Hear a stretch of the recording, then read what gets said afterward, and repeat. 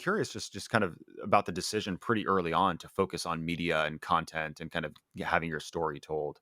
Yeah. So in 2017, I worked for a company called Vapotherm. I built the media strategy there. We had a video in 2017. I had a video podcast, but it wasn't me that was the host because we were selling to ER physicians and ICU intensivists and things that I have no credibility there. So I was in the background trying to figure out who do we need as guests, who's going to be speaking, what questions are we going to ask, how does this relate to our company position or things like that? What questions do our customers have that need to get answered?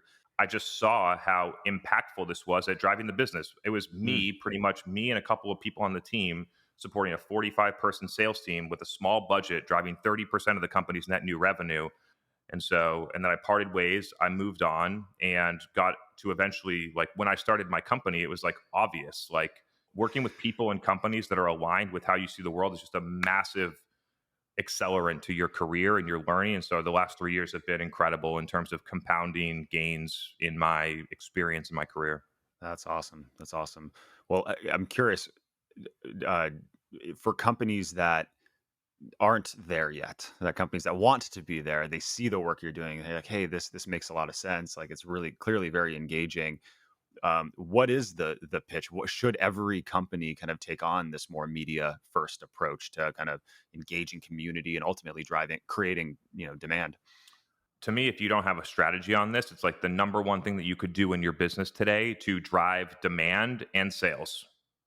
So I think that any company that's not thinking about this is totally missing out. I also engage, communicate, talk to tons of companies that don't do it. And I have a very clear sense about why.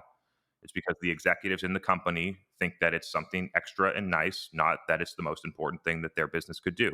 And the executives don't believe in it. And that gets pushed down to VPs and it continues on. And one day, a demand gen manager watches my content and says, okay, now it's time to start a podcast.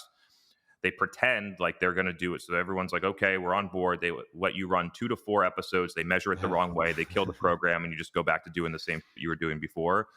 And that's pretty much what happens. So the recommendation, I guess, if you're not the CEO in a company, if you're a marketer, leader, marketer, anything, and you want to do this stuff, you have to find a company that already does it.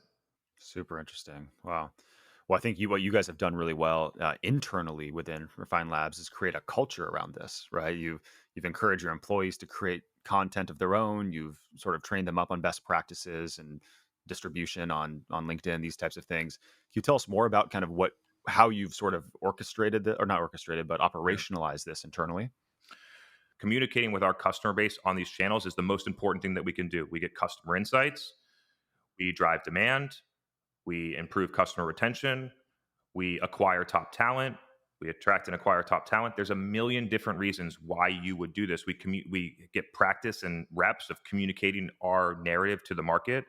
So you have all these different benefits and rationale into doing it. And so as a CEO, I prioritize it. And so step one, if you're the business leader, start doing it every day, right? If you want Yeah. your team to start doing these things, you take the action. So I've been taking those actions since April of 2019 with progressive increasing of results and quality and things like that.